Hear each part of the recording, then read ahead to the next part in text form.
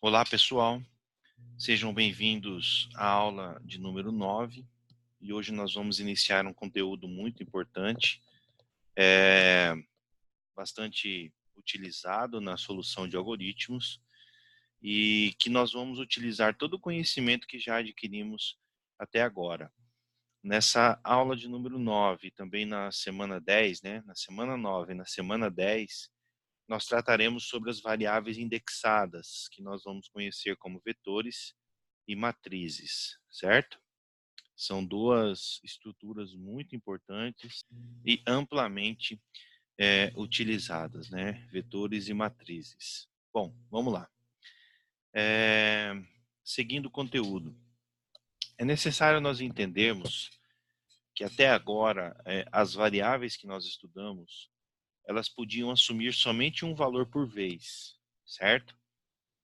E essas variáveis são as mais comuns. São variáveis únicas que podem receber um valor por vez, não guardam memória, né? Isso é normal.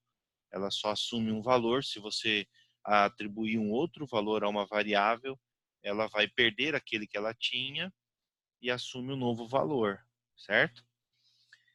Mas existe um tipo de variável, um tipo de estrutura que ela pode guardar um conjunto de valores, uma série de valores, né?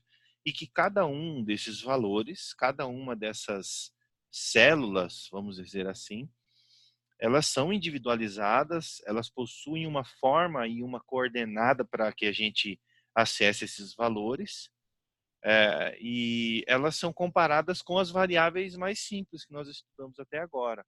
Então, esse tipo de estrutura é uma estrutura em que ela é formada por uma série de outras variáveis mais simples, né? Mas todas elas ligadas, envolvidas em uma variável maior. Esse tipo de variável, nós chamamos ela de variável indexada, ou seja, ela tem um índice para que a gente acesse um determinado valor dentro dela, certo? As variáveis indexadas que nós estamos falando, elas são divididas em células ou, eu gosto de falar, subvariáveis. É como se nós tivéssemos uma variável subdividida, certo? Subdividida em pequenas outras variáveis. E aí nós vamos falar em variáveis unidimensionais, ou seja, só tem uma dimensão, ou bidimensionais, tem duas dimensões. As unidimensionais são aquelas que, para nós acessarmos uma determinada célula, um determinado valor, ou seja, uma determinada subvariável dentro dela, nós precisamos de apenas uma coordenada de acesso, apenas um índice, uma posição. Já as bidimensionais, naturalmente, são aquelas que possuem duas coordenadas. Eu preciso de duas coordenadas para que eu acesse uma determinada célula. Uma boa alusão para se fazer, uma boa analogia para se fazer, é nós pensarmos nessas variáveis unidimensionais como se fosse um armário com gavetas, né? Nós temos lá um armário, por exemplo, com 4, 5 gavetas. O armário em si, com 4 ou 5 gavetas, ele é essa variável indexada. E cada uma dessas gavetas seria uma dessas células ou subvariáveis, certo? Pensando aí num exemplo para a gente tratar as variáveis bidimensionais, nós poderíamos falar de uma tabela. Para que eu acesse uma célula de uma tabela, eu preciso ter uma linha e uma coluna, certo? As bidimensionais seguem exatamente esse modelo. Nessa semana, nós vamos tratar exclusivamente das variáveis unidimensionais, que são as variáveis chamadas de vetor. Olha lá, cada uma dessas células funciona como uma variável escalar. Isso está no nosso material, no nosso livro, uma variável escalar independente. É um tipo de variável comum, o que faz das variáveis indexadas aglomerados de variáveis comuns. Olha a representação. O vetor, ele é um tipo de variável indexada, certo? E esse vetor, ele é composto por várias outras variáveis comuns. Então, eu tenho aqui nesse vetor 10 posições. Estão vendo? Cada uma dessas posições é como se eu tivesse dentro de cada uma dessas posições uma variável comum, uma variável simples, que são daquelas que nós estudamos até agora. Então, aqui eu tenho apenas uma dimensão, em que apenas com uma coordenada eu consigo chegar a uma dessas posições. Já nas variáveis bidimensionais, que nós vamos chamar de matriz, elas necessitam de mais de uma coordenada para que eu chegue em um elemento correto. Ou seja, para as matrizes eu preciso informar qual é a linha, certo? E qual é a coluna, para que eu chegue em uma determinada célula. Ok? Basicamente é essa a diferença. No material, ele trata, essa primeira aqui de vetor, ele trata como matriz, mas de uma linha só. O que acaba tendo o mesmo efeito. Mesmo que seja uma matriz de uma linha só, ela é uma tabela, certo? Só que, como eu tenho somente uma linha, então eu não preciso me informar a linha, eu só informo a coluna, que é a posição do item do vetor, certo? Já aqui, onde eu tenho uma tabela, eu preciso informar tanto a linha quanto a coluna para que eu acesse um determinado elemento. Nós vamos fazer alguns exercícios sobre isso. Bom, eu falei que ela é um tipo de variável, certo? Um tipo de variável indexada, um tipo de variável que é composto por outras variáveis simples, né? E se é um tipo de variável, ela se submete às mesmas regras de declaração que as outras variáveis comuns, certo? Então, ela é declarada nas mesmas seções, ou seja, na mesma seção var, seja dentro do algoritmo principal ou dentro dos módulos que nós vamos estudar mais para frente, mas em ambos os casos, a declaração é feita na seção de declaração de variáveis. Isso não muda. A sintaxe de declaração desse tipo de variável, ou seja, das variáveis indexadas, é muito parecida com as demais, contém elementos que as demais contêm, muito embora nós temos algo a mais, nós temos algumas informações a mais que nós precisamos adicionar para a declaração de uma variável indexada, certo? E essas informações adicionais que nós precisamos especificar é justamente uma das informações mais importantes de um vetor, que é a sua dimensão. Eu preciso especificar a dimensão do vetor, certo? E é claro, né? Olha aqui como é que está. A dimensão pode ser entendida como sendo a quantidade de elementos, células ou subvariáveis que o vetor terá. Olha o exemplo. A sintaxe é, na seção de declaração de variáveis, eu especifico um nome. 2 pontos. A palavra vetor, ela é uma palavra reservada, certo? Entre colchetes, eu coloco a dimensão, quantos elementos esse vetor terá. A palavra de, que também é uma palavra reservada, e depois o tipo de dado. Veja o exemplo. Var, notas, do tipo vetor, com 4 posições, e essas 4 posições serão de inteiro. Perfeito? Isso aqui é um vetor de 4 posições de inteiro. Ok? Então, qual que é o tipo da variável notas? O tipo dela é vetor, certo? E esse vetor tem 4 posições, todas elas do tipo inteiro. Perfeito? Falando sobre a dimensão do vetor define a quantidade de elementos que o mesmo vai poder armazenar, ou seja, quando eu defino aqui que o meu vetor terá de 1 a 4, eu estou dizendo que ele vai armazenar 1, 2, 3, 4 elementos dentro do vetor. Eu estou declarando uma variável que já tem 4 subvariáveis declaradas dentro dela. É como se eu declarasse uma grande caixa com 4 caixas pequenas dentro. Cada uma dessas 4 caixas pequenas dentro tem um número de acesso, certo? Esse número de acesso foi o que eu chamei de coordenada, e que vocês vão encontrar em inúmeras literaturas, sites, materiais, vocês vão encontrar como índice. E é justamente por isso que nós dizemos variáveis indexadas, certo? Então, a dimensão é o que define o tamanho, a quantidade de elementos que o vetor terá. Um vetor pode, em tese, armazenar diversas células, né? Fica limitadas a algumas questões da tecnologia usada.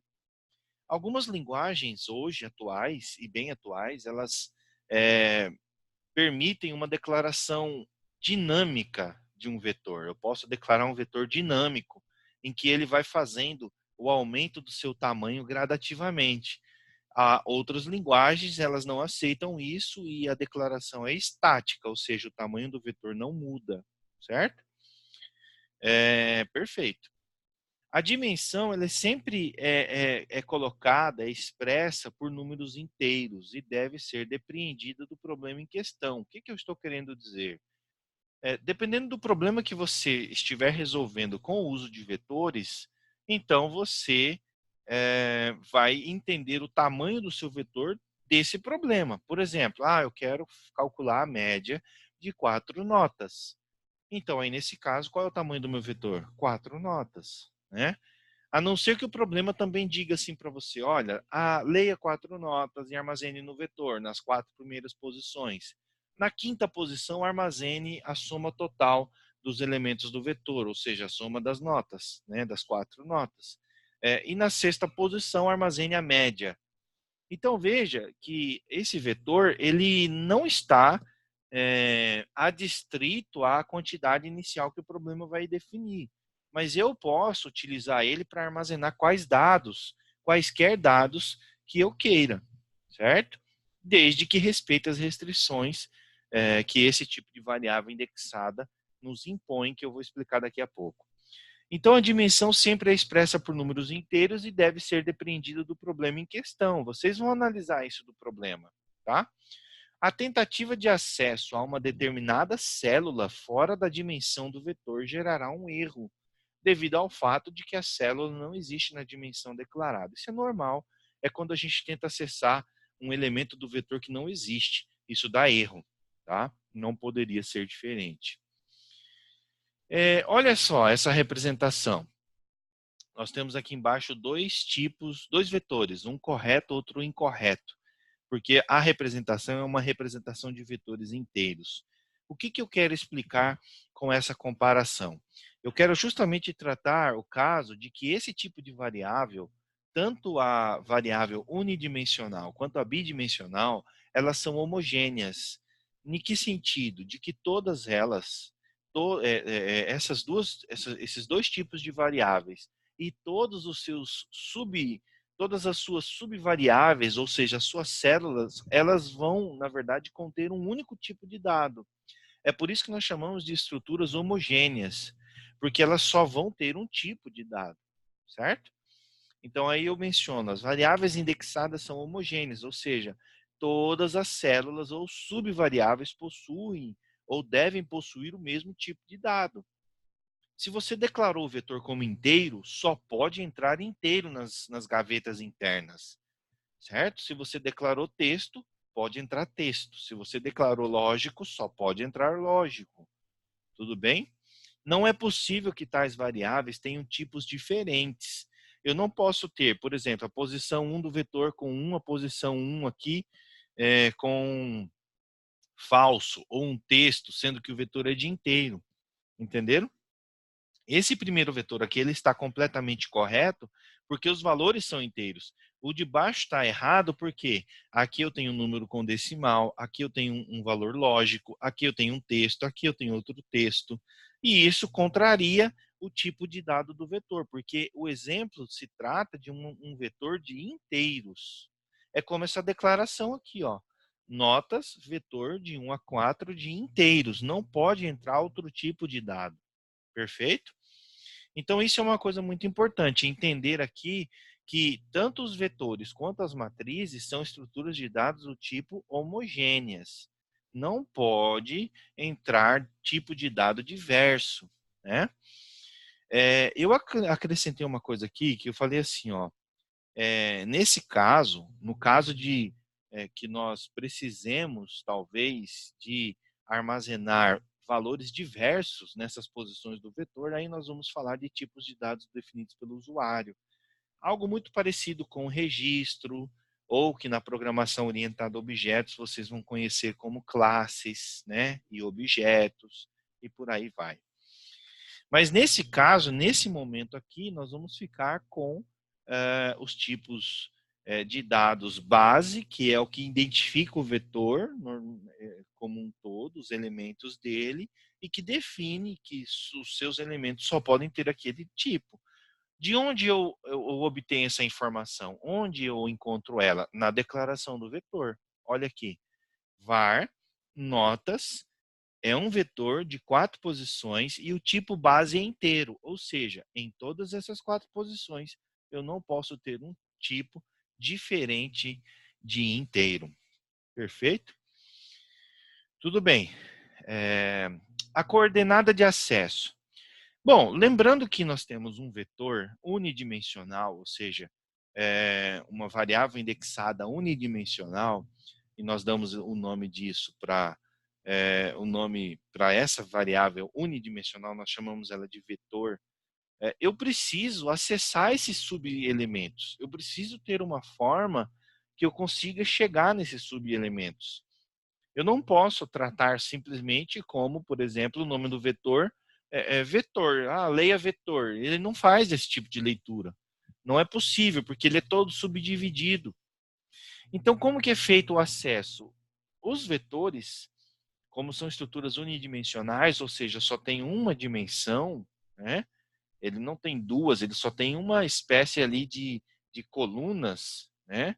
Que são as lacunas que nós temos ali, os espaços.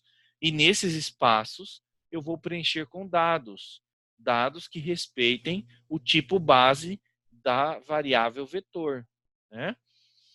Então, eu preciso de uma coordenada para que eu acesse cada uma dessas subdivisões do vetor. No Visual G, em específico, a coordenada sempre começa da posição 1, e eu estou frisando isso porque em outras linguagens vão começar de 0, né?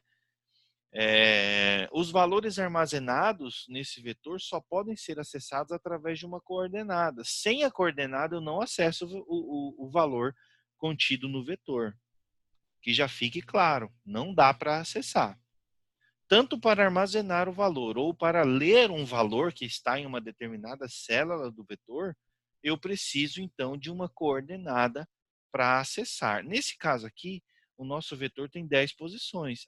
Eu quero o vetor na posição 5, está aqui, 98. Vetor na posição 8, está aqui, 435. Vetor na posição 11, dá erro. Por quê? Porque o vetor só tem 10 posições.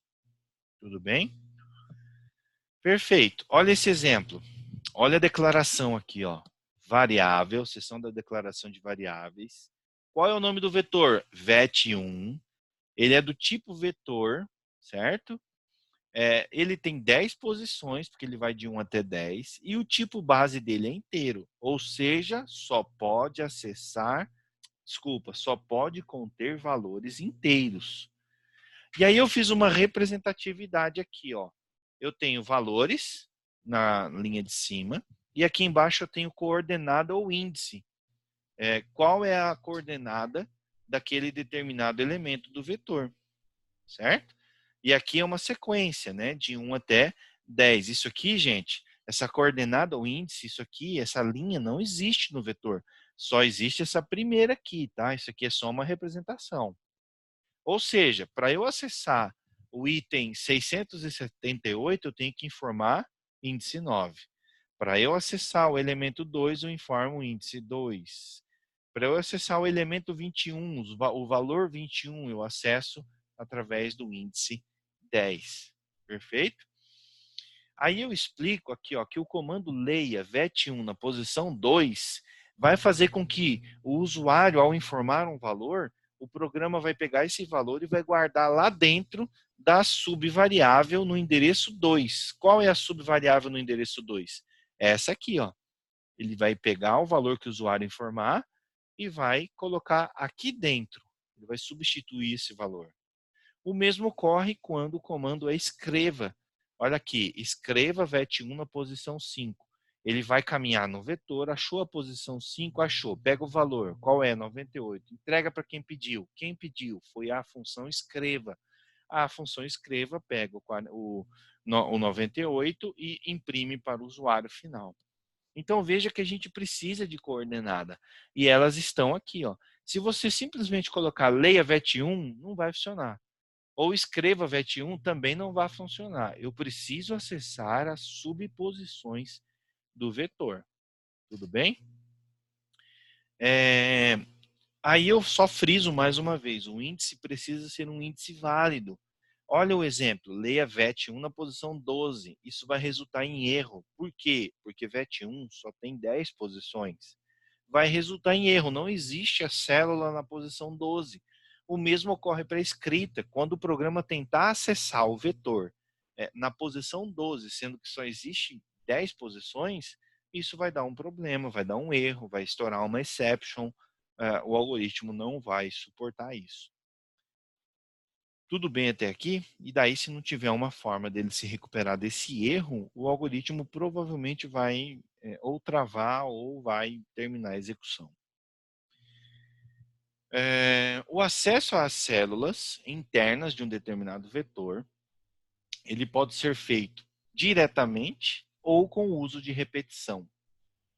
E aqui vocês verão o quão é importante o conhecimento adquirido das unidades anteriores, justamente porque, utilizando tudo aquilo que a gente já aprendeu de expressões, de cálculos, sobre as decisões simples e compostas, sobre as estruturas de repetição, tudo isso nós vamos utilizar aqui com vetores. Só que com uma vantagem, agora nós temos uma estrutura de dados que armazena os valores, eu não perco mais os valores, ajuda na leitura das informações, eu consigo criar algoritmos mais robustos, mais inteligentes e menos custosos. Tá? Então, olha lá, normalmente se acessa vetores com o apoio das estruturas de repetição, por razões que nós já conhecemos. Automatização, reaproveitamento do código, simplificação, eu dou mais inteligência para o meu algoritmo, né? Ele deixa de ser aquele algoritmo braçal, maçante, passa a ser um algoritmo mais sofisticado. Olha aqui, leia VET1 na posição 3. Uma leitura do usuário ocorrerá e o valor lido será armazenado na posição 3 do vetor. Né? E essa forma de acesso que eu trouxe aqui como exemplo é a forma de acesso direto. E por que é direta? Porque essa forma de acesso que foi feito de uma maneira direta, eu estou especificando qual é o elemento que eu quero acessar, um número mesmo, lá no código-fonte. Certo? Leia VET1 na posição 3. Tudo bem? Eu posso, é claro, utilizar uma estrutura de repetição, que ela vai fazer ali as suas iterações, e com base numa dinâmica da própria estrutura de repetição, eu posso fazer uso de uma variável controlada pela repetição e que vai me ajudar ou servir como índice para acesso ao vetor em si. Eu continuo e digo assim, as estruturas de repetição se mostram muito eficientes no acesso aos dados nos vetores. Olha o exemplo. Aqui eu criei esse algoritmo só para mostrar para vocês que, uma vez declarado o vetor, criei uma variável i para representar a minha variável do para, né? E dentro do para, depois que eu já estruturei ele, dentro do para, eu faço o comando leia vet1 na posição i. Ou seja, se o i vai ser alimentado dentro do laço para, que vai de 1 até 10, então eu tenho dentro do laço para o i valendo cada uma dessas iterações, certo? E aí eu posso utilizar da maneira como eu bem entender. De acordo com o código acima, VET1 é acessado para gravação de valores, ou seja, leitura do usuário e armazenamento em suas posições. Aqui eu estou falando especificamente da linha 6. Uma vez que o usuário informar um determinado valor, o programa vai pegar esse valor e guardar dentro de uma posição do vetor 1, do VET1, respeitando o valor que está armazenado em i. Então, se for i1, o usuário informou 10, eu vou lá e coloco na posição 1, 10. E 2, o usuário informa 30. Eu vou lá na posição 2 e coloco 30. Entenderam? Tal gravação é feita com o apoio de uma repetição contada. Professor, eu posso usar enquanto? Pode. Posso usar repita? Pode também. Qual é a diferença? O par ele controla o incremento da variável automaticamente. Na estrutura enquanto ou repita, você vai ter que fazer isso manualmente. Tá? Olha aí como que a gente pode fazer acesso direto. O acesso direto pode ser feito através, porém, é necessário especificar cada coordenada de acesso. Olha aí, eu estou lendo as 10 posições do vetor. Tudo bem? Mas veja que esse código tem 14 linhas. Esse código aqui, ele tem apenas 8, porque está envolvido dentro de uma estrutura de repetição. Aí vocês podem pensar, professor, são só 6 linhas. Eu até concordo, porque a leitura é de 1 até 10. Mas e se a leitura fosse de 1 até 100? E se a leitura fosse de 1 até 500? Você teria 500 leituras de acesso direto ao vetor? Vocês estão entendendo a minha pergunta? Então, a melhor alternativa, em se tratando de vetores como estruturas de armazenamento de dados, é bom que façamos aí o acesso via estrutura de repetição. Perfeito, pessoal. É isso que eu tinha para explicar sobre vetores, sobre toda a teoria dele, sobre como ele funciona.